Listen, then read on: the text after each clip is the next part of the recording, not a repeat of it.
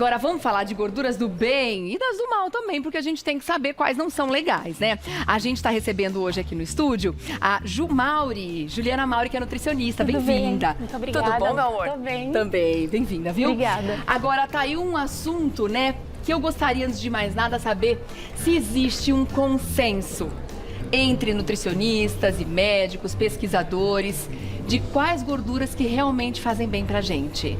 Sim, nós temos um posicionamento de gorduras, né, o qual a gente fala ali das gorduras que são boas, das gorduras ruins, das gorduras que devem ser evitadas pela população no geral. Principalmente em quantidade, né? Em quantidade. A nossa comida ultimamente tá muito gordurosa? Muito gordurosa, bastante gordura, principalmente os produtos que estão no mercado, né? Que são os industrializados, né? Isso, os produtos industrializados, que tem ali as gorduras saturadas e as trans. E essas são bem prejudiciais à saúde. Então a gente tem que ficar atento a rótulos e embalagens, né? Você vai dar dicas. Vou dar dicas. Para o pessoal olhar direitinho o que está comprando no mercado também. Sim. Mas antes de mais nada, a gente tem alguns mitos ou verdades aqui para tirar da frente. Mas eu queria saber, antes de qualquer coisa, qual é a grande função ou as funções das gorduras no nosso organismo? Porque precisamos de gordura também, né? Precisamos, isso é muito importante. A gente precisa de gordura, a gordura dá muita energia, ela é importante para absorver alguns nutrientes como as vitaminas, então ela é essencial. Legal, então vamos fazer boas escolhas. Vamos começar com os mitos e verdades? Vamos pra lá. gente começar já a responder as suas dúvidas aí em casa. Primeiro, toda gordura faz mal ao organismo, então acho que esse já caiu por terra. Então, não, né? A gente tem gorduras boas, né? Que são as gorduras insaturadas ali, que tem no abacate, azeite, nas castanhas. Então, que elas podem ser consumidas, mas também com moderação. Tá, tudo em quantidade, em quantidades, né? exatamente, com Vamos equilíbrio. pro segundo? Vamos lá. A gordura saturada deve ser reduzida da alimentação. Sim, né? Verdade, é fato. Nós precisamos reduzir a gordura saturada da alimentação, que o excesso também é prejudicial, principalmente quando a gente fala de doenças cardiovasculares. Então, eu ia perguntar, aonde que a gordura saturada mais atua no nosso organismo? Normalmente nessa parte, o excesso, né, pode ali entupir alguma artéria, então pode levar a doenças cardiovasculares, então a gente tem que tomar cuidado. Tá certo. Vamos ver a 3 então? Vamos lá. Próxima. Óleo de coco é mais saudável para cozinhar. Tem muita gente dizendo isso. É mito ou é verdade? É mito. É muito polêmico o óleo de coco, né? Porque assim, o óleo de coco, ele tem bastante gordura saturada, mas ele também tem muitas gorduras que são boas. Quando a gente comparar o óleo de coco com outros óleos vegetais, na verdade eles acabam sendo similares na hora de cozinhar, né? Então não é mais saudável, ele no máximo é igual. É igual, é parecido, é similar, então ele não tem um potencial tão benéfico assim. Mesmo se não aquecer? Então, isso é importante. Quando a gente, os óleos, eles têm um ponto de aquecimento. Então, quanto mais aquecido, o óleo vai aumentando a temperatura e ali ele chega num ponto, cada óleo tem uma temperatura específica para chegar nesse ponto. Quanto mais aquecido, pior vai ser, porque ele começa a produzir substâncias que são prejudiciais. Então, isso com qualquer óleo de coco, óleo de canola, de milho. Então, a gente tem que tomar cuidado. Então, no dia a dia, o que a gente faz em casa? É grelhar, né? É fazer algo mais rápido. Então, não chega no ponto de ser prejudicial. Então, rapidinho, 2 minutinhos, 3 minutinhos ali, não vai ter problema. Agora, fritura de imersão, né? Pastel, batata frita, chega num ponto de aquecimento, essa gordura, que produz essas substâncias que são prejudiciais. Então toda fritura vai ter gordura saturada? Vai, perfeito, vai ter gordura saturada. Independente do tipo de óleo que a gente escolheu para fritar? Independente, porque ele vai chegar nesse ponto aí de cocção que é prejudicial. Até o dendê, qualquer Dendê, sim. Ai, gente, que triste. É tão triste ouvir isso, porque fritura é tão bom. É uma delícia. É gostoso do sabor, né? A gente fica muito feliz comendo uma fritura de vez em quando, mas o de vez em quando é muito importante. E essa gordura, todo mundo pergunta, Juliana, a gordura trans, é ela que dá esse saborzinho bom nos produtos industrializados da prateleira, é ela que dá maior durabilidade, crocância. Deixa gostoso. Deixa gostoso. só gostoso, porque bom não é. Bom gostoso, não é. não é bom. Vamos ver mais um aqui. A gente continua falando dessa questão da temperatura do óleo, que eu acho bem importante. O azeite não pode ser usado para refogar alimentos, pois perde suas propriedades. Segue nessa mesma linha de raciocínio que eu estou explicando. Então, o azeite, na verdade, como ele vai ser feito para uma preparação mais rápida, não dá tempo dele, até pode perder um pouco, mas ele não perde todas as propriedades dele. Agora, se for aquecido a altas temperaturas, chega nesse processo aí de então, começar a fritar ser... no azeite também vai ser ruim. Frituras de imersão, que é aquela que a gente mergulha, né, no óleo, o alimento, também vai chegar nesse ponto prejudicial. É verdade que cada tipo de gordura, cada tipo de óleo tem uma temperatura certa para se transformar em gordura trans, em gordura saturada, na verdade? Sim, é verdade. E tem uns que aguentam mais temperatura e outros menos? Sim. Quais são os mais resistentes? O azeite, por exemplo, de 180 a 200 graus. O óleo de soja e canola já é maior, 220, 240. Então, eles são mais resistentes normalmente. O óleo de coco também é um pouquinho. Também chega nessa faixa, acaba sendo similar. Perto do soja? Do soja, então, sim. o azeite é o mais sensível? O azeite é o mais sensível, ele é sensível. Então, não dá pra a gente fazer nada em altas temperaturas. Entendi. Então, tem que tomar cuidado também. Tá certo.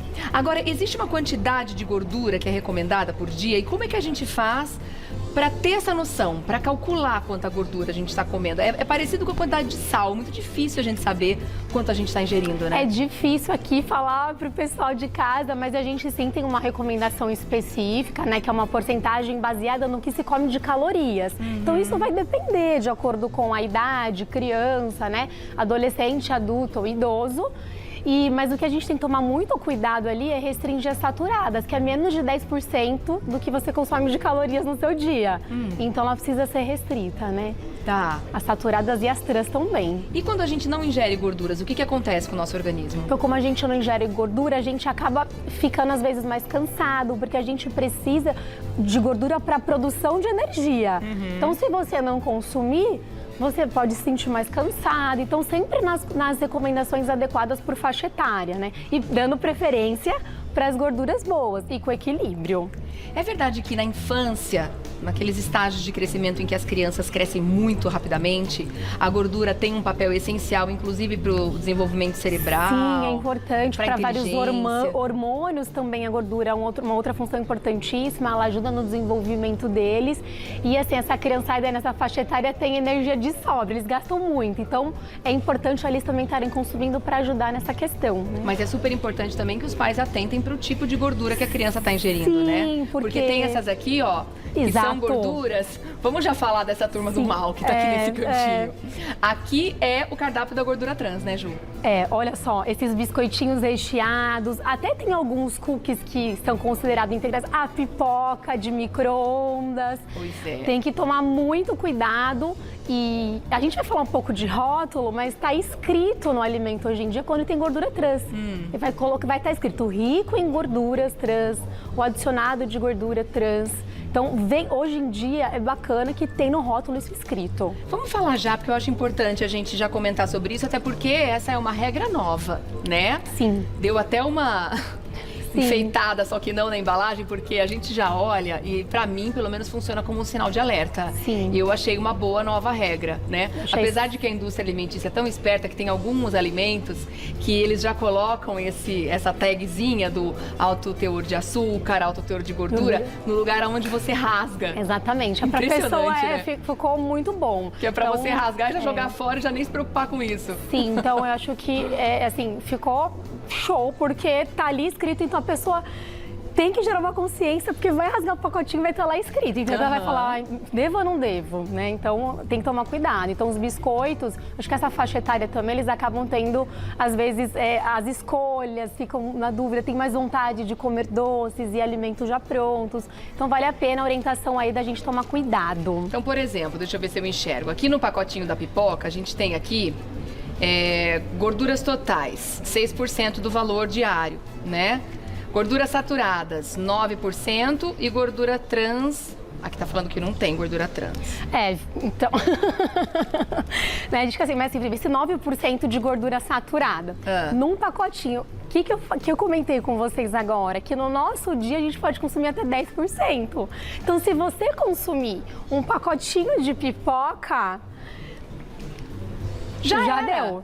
Então, tudo que você for contar de uma coisa que você vai temperar, uma coisa que você vai refogar, né? Então, ou algum outro alimento que tenha gordura, já passou quase da saturada. Você entende como é desafiador? Sim. Né, chegar nesse ponto. E se for a pipoca feita na panela, com aquele fiozinho de óleo? 1000 vezes melhor. Então, a dica que eu dou aqui, tipo, pra todo mundo, realmente da gente fazer na panela, é muito mais saudável. E a gente consegue controlar ali, né, a quantidade também do que você vai colocar de óleo, né? Então... E nesse caso da pipoca de micro-ondas, a gente não consegue abrir o pacote, estourar tudo e não comer tudo. A gente come o pacote todo sozinho, se deixar, né? Tá vendo um filme ali, quando você vê, acabou. Então, quer dizer, você já foi... Não entrego, né? A gente realmente já tá consumindo tudo que precisa de gordura para aquele dia. Quer dizer, tudo o máximo que você poderia consumir. Sim, exatamente. E a mesma coisa vale para todas as crocâncias. Batata de pacotinho. Salgadinhos de pacote no geral. Que é o famoso isopor com sabor. Que é o isopor, que tem aquele cheiro forte. E os biscoitos, as pipocas. Então, tudo que é de pacotinho é porque passou pelo processo de indústria e adicionaram, né, alguns nutrientes, igual as gorduras, para dar sabor, crocância, igual a gente falou. Durabilidade na prateleira também. Entendi. Se a gente não aguentar e quiser comer uma bolachinha, qual que é a melhor? Porque eu imagino, me corrija se eu estiver errada, que as recheadas e as que têm esses creminhos, que também seriam recheios e tudo mais, são as piores. São. Porque esse recheio realmente é o que dá, é o requinte de crueldade para a gordura saturada, é verdade? É verdade. O biscoito recheado, ele assim é um vilão, é bem perigoso, né? Ele acaba sendo muito prejudicial, porque quem que vai dar um biscoitinho? Não pega o pacotinho, vê numa TV um filminho, come 1, 2, 3, quando vê, acabou com o pacote. Não, mas agora que os pacotes estão cada vez menores, né? A gente come pacote já porcionado, então acaba comendo rapidinho. Então, se a mãe for comprar o biscoito da criança, é melhor comprar uma bolachinha que não seja recheada. Se for para comparar entre esses dois, seria, né, a melhor opção. Melhor nenhum, gente, mas... É melhor frutas, outras opções de alimentos, tá? Agora aqui a gente tem uma tela falando da composição de ácidos graxos de óleo. O que seria essa tabela? Explica pra gente. Então, essa tabela aqui, né, os ácidos graxos que a gente tem são as gorduras nos alimentos. Então, aí a gente tem as gorduras saturadas, que eu comentei que são as gorduras, né, que são prejudiciais em excesso. A gente tem as gorduras insaturadas, né? E o linoleico ali, os últimos dois, são gorduras boas também, tá? Que são as poliinsaturadadas, que são as gorduras que no azeite, em alguns tipos de óleo. Mas olha só que interessante, aqui nessa coluna, né, a gente tem o óleo de coco, palma, banha, algodão, soja, oliva. O laranjinha é o que tem de gordura saturada nesses óleos, né? Mentira! Então, você fala que o óleo de coco, ele é polêmico, assim, ele tem alguns benefícios. Ah, é proibido, Juliana? Não, gente, não é proibido, tem que ser utilizado com equilíbrio. Mas a gente tem que tomar cuidado, porque ele tem bastante, né? Quando se vê ali a composição nutricional, olha quanta gordura saturada ele tem. E o de palma também. E muitas vezes a gente compra, por exemplo, eu gosto muito de biscoito de polvilho, meus filhos também. E aí eu queria saber o que a gente faz nesse caso, porque muitas marcas colocam ali que tem gordura vegetal hidrogenada. Aí algumas marcas vendem como se fosse uma grande vantagem, feito com óleo de coco. Ou então feito com gordura de palma. Quer dizer que não é bom, também não é legal. Se você for pensar na qualidade, ele acaba também sendo com gorduras saturadas. Então, a dica que eu dou é consumir com equilíbrio e às vezes, né? Não todos os dias. Eu vou comer polvilho. Lá em casa também, meus meninos adoram. Mas a gente tenta gerar esse equilíbrio, né? Para eles se conscientizarem. Mas também é uma coisa para de vez em quando. Pode de vez em quando. Não é para todo dia. Não é tão bonzinho assim. Não é. Então, é com equilíbrio também, de vez em quando pode. Não dá para ficar mandando direto na lancheira das crianças, não. Vamos entrar em outra polêmica? Manteiga e margarina. Ai, meu Deus! Tá vendo? A gente tem aqui no centro da mesa. A gente tem uma polêmica enorme em cima disso. Qual é melhor? O que a gente deve usar no nosso dia a dia se a gente quiser ter mais saúde? Margarina ou manteiga? Então, é uma grande polêmica, né? Mas assim, comparando a parte de como foi produzido esse alimento, a margarina, ela é um tipo de alimento que ela passa ali na indústria, então ela tem muitas coisas dentro dela, aditivos. Então, por isso que tem que fica um alerta, né? Dá uma olhadinha aí, assim, Me sacanearam, hein? Dá uma lida aí no que tem de ingredientes, Preciso não dá de pra uma enxergar. lupa. Nossa, não Mas vai. tem muito ingredientes. Óleo, ixi, não vai dar. Deixa pra lá, você enxerga bem? Deixa eu ver, vamos então ver vai se você. eu consigo. Vai você, porque essa letrinha pra mim não deu. Vamos ver, ó. Óleos vegetais líquidos, água, sal, leite em pó desnatado, emulsificantes, de glicerídeos, ácidos graxos, lectina de soja, conservador sorbato de potássio, acidulante, ácido cítrico, aromatizante. E aí tem mais uns 4 sim, entendeu? Então, quando a gente lê num rótulo, começa a ter um monte de nome, às vezes, estranhos, que você fala, bom, isso daí não é natural. Não é natural. Então, e a gente vê que logo o primeiro ingrediente já é uma mistura de óleos. Já é uma mistura. Um blend de óleos vegetais, exatamente, né? Que a gente nem sabe qual é. Exatamente. Que tá aqui. Então, a gente tem que tomar cuidado. Se quiser consumir, também tem que ser com parcimônia. Muito cuidado, né? Que a pessoa de manhã passa no pão, à tarde passa na tapioca, à noite passa, né? Passa em outra coisa, então toma cuidado. Então, apesar de ser um pouco mais cara, a manteiga é uma escolha mais saudável? A manteiga porque ela acaba tendo poucos nutrientes, né? Nutrientes mais naturais. E também o excesso, vai ter a gordura saturada, vai ter as gorduras também que não são tão boas. Então também tem que ser com equilíbrio. Mas ali na hora dos dois, vale a pena atentar ao rótulo sempre. E quando a gente usa manteiga para cozinhar? Derreter a manteiga na panela, o que acontece? Então, a manteiga também, dependendo do ponto, né, que ela chega de aquecimento, também vira gordura saturada. Quando ela escurece, por exemplo? Escurece. Um exemplo bacana é quando o pãozinho, que criançada e adolescente gosta muito, acho que os adultos também gostam, a gente gosta, que é o pãozinho na frigideira, pãozinho na chapa. Pão na chapa é vida. Então você põe a manteiga e quando você põe na chapa, né, dependendo ali do grau que tiver do aquecimento, pode se acabar piorando ali a qualidade da gordura. Entendi. Então tem que tomar cuidado também. O pãozinho é bom na chapa, né? Nossa, se é. E a ghee? Manteiga ghee? Então a ghee também, ela é muito boa, mas também é uma polêmica. É o mesmo raciocínio, ela acaba também tendo gorduras e o excesso também é prejudicial. Então assim, as manteigas, elas podem ser utilizadas, mas com equilíbrio. Né? Sem exagero, dentro da recomendação diária ali da quantidade de gordura, né, por faixa etária. Entendi. Tá bom? E por que o óleo de coco tá junto com essa turma aqui? Então, o óleo de coco, ele tá junto porque ele tem gordura saturada. Então, assim, elas acabam também sendo ricas em gordura saturada. Entendi. Da mesma família Então, é da mesma família ali das gorduras que não são tão benéficas. Né? E já que a gente vai ingerir gordura saturada mesmo, vamos escolher uma pouco mais barata no meio do caminho aí, porque, ó, margarina R$7, a manteiga em média 12 e o óleo de coco 35. Então, para que a gente vai gastar tudo isso se ele não é mais saudável então, de fato, o óleo de coco, assim, ele tem suas vantagens, mas não é para pôr também o dia inteiro em todas as refeições, né? Teve esse modismo de manhã, de tarde, de noite. Então, exageradamente também não vai fazer bem. Vamos hidratar o cabelo, né? Hidratar tá bom. Agora, na turma de lá, a gente tem óleo de canola, até para comparar valores, né, também. Exatamente. A banha de porco, o óleo de soja e o azeite. Gente, o azeite tá pela hora da morte, caro. Né? Tá caro demais. Mas, de uma forma geral, o consumo de azeite, é interessante que a gente faça sempre frio? Para ter os nutrientes, as propriedades? Ele tem propriedades muito melhores quando ele tá ao natural, né? Para temperar, por exemplo. Como ele tá caro, eu particularmente acho assim, bem complicado você usar para grelhar um alimento, né? Porque não faz sentido. Os óleos, eles fazem um papel similar nesse sentido, igual volta naquele ponto do aquecimento. Como a gente vai só grelhar, não usar fritura de imersão, então acaba sendo também, pensando no preço, seja interessante. Mas também, igual eu falei, com equilíbrio, né? Não precisa pôr óleo em tudo. Claro.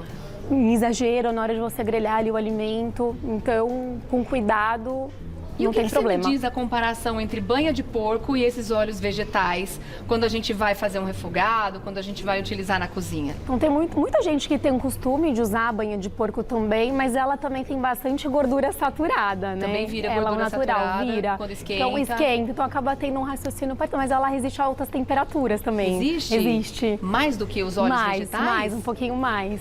Então por que a gente fala, tem gente que acaba também usando, usava, lembrar. lembrar. Passou a vida inteira cozinhando com banha, viveu 120 anos. Sim. E aí, né, a gente faz essas comparações e de fato, então ela é saudável. Ela é nesse sentido, pensando no tempo que ela demora para virar essa gordura ruim, né? Então é interessante, mas também tem que tomar cuidado, porque ela é rica em gordura saturada. E dá sabor. E dá sabor. Acaba dando sabor. Sem dúvida nenhuma.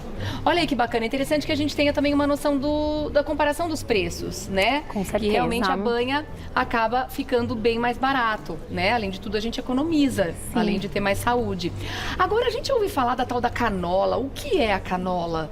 Então, que falam que é um óleo que não é legal, é verdade isso? Então, na verdade, a canola, o milho, o girassol são óleos vegetais, né? Só que a gente fala que assim, se repara que a embalagem do azeite, ela é escura. E a embalagem dos outros óleos são mais claras. Então isso pode oxidar também o óleo, né? E acaba também sendo prejudicial. Então, na verdade, a diferença entre o óleo de coco e os óleos, nesse sentido da embalagem, também seria um ponto em desvantagem, dos óleos. Mas, no geral, eles são, né, para cozinhar pelo preço, acaba sendo melhor. Então, nesse sentido da embalagem também, você vê, é um monte de preocupaçãozinha, né? É, claro. Mas a canola em si sempre foi para mim um grande mistério, porque eu não sei até hoje se ela é um grão, se ela é uma flor, que tipo de planta que é a canola, normalmente ela acaba sendo um grão, né, a canola. É um grão? Ô, gente, se vocês tiverem dúvidas, fiquem à vontade para mandar no @Gazeta Mulheres, tá bom? Agora, bom, gordura trans, sabidamente, faz mal à saúde, né? É claro que a gente tem que ficar longe dela o quanto antes. Existe alguma quantidade segura do consumo da gordura trans que não vai fazer mal? Então, baixíssimo o consumo, às vezes ele menos de 1%. Então, se a pessoa já tem uma doença cardiovascular pré-estabelecida, ali uma questão no coração, menos de 1% é a quantidade mínima, é quase zero de combinação de ultraprocessados, sabe? A gente tem que, assim, interessante, preferir os alimentos mais ao natural. Então, né, a gente fala desembale, descasque mais e desembale menos, né? Então, descascar mais ali, preferir alimentos mais naturais. Então, a gordura trans, ela é bem restrita. Ela é bem restrita, muito né, restrita. Não, mas fica difícil a gente ficar longe dela hoje em dia, né? É difícil, você vai num evento, numa festa, sempre vai ter num restaurante. Então, consumir bem pontualmente. Tem pergunta chegando para você aqui. A Rê Barazal quer saber se o óleo de coco é mais calórico do que o de soja. Então, o óleo de coco, ele é calórico. Na frente, os óleos, eles têm mais ou menos 9 calorias em 1 ml. Eles acabam sendo similares, tá? Então, ele mais ou menos tem de 8 a 9 calorias para 1 ml de consumo. 1 ml de consumo, 9 calorias. Paty Castro quer saber se o óleo de algodão é bacana. É interessante. A gente nem pôs aqui o óleo de algodão, mas ele é muito interessante também. Ele tem ótimas propriedades, mas também é um óleo mais caro, né? Igual o de linhaça. São óleos que acabam sendo mais caros, pensando nessa, mas são muito bons. Agora, tem pergunta aqui, ó. A Sandra tá dizendo que ela usa margarina. Que a mãe dela usou até os 93 anos. Ela tem medo de manteiga por entupir artérias, como aconteceu com o pai dela. Né? Então ela está usando, no caso, a margarina. Porque realmente na propaganda, as margarinas dizem que são amigas do coração. Que é justamente o ponto fraco da manteiga. Porque assim, né? a gente tem os fitoesteróis, né? Que é um composto que ajuda na proteção do coração, que tem nessas margarinas. Mas não é só isso, ela tem todo o resto. Então, só oriento em consumir com moderação, né? Então, tem outros alimentos que têm fitoesteróis ou fazer suplementação à parte. Então, vale a pena, de repente, ela conversar com um profissional, né? Pra conseguir as orientações mais, assim, mais focadas na saúde dela, na saúde do que ela precisa. Última pergunta, a Cláudia quer saber do óleo de gergelim. Também saudável? Também, sim. O óleo de gergelim, ele é muito bom, assim como o de algodão, de linhaça também, mas são óleos também, né, para quem puder consumir. E ao natural, sempre falo, né? Esses óleos para usar para grelhar, para... Não esquente. Eu acho que não vale a pena. Tá certo. Juliana, te agradeço, viu? Que papo importante. É isso, a gente tem que ficar de olho em tudo que a gente consome. Seja comprando os alimentos já preparados, prontos, industrializados, olho mais aberto ainda, quanto também no nosso consumo em casa, de como a gente vai preparar esse alimento, porque isso também faz a diferença entre o alimento ficar bom ou não, né? Sim, com certeza. Muito obrigada, viu? Eu que agradeço. Para você fazer contato com a Juliana Mauri, que é nutricionista, você vai lá no Instagram e começa a seguir @JuMauriMauri, é isso? É isso mesmo. Tem ponto, alguma coisa? Não, né? Não, Ju Mauri Mauri. Ju Mauri Mauri. Mauri com U, tá bom? Obrigada, Obrigada, querida. viu? Até a Obrigadão. próxima. Bom fim de semana, viu? Pra você também. Até Obrigada, a próxima. tchau. Muito bom.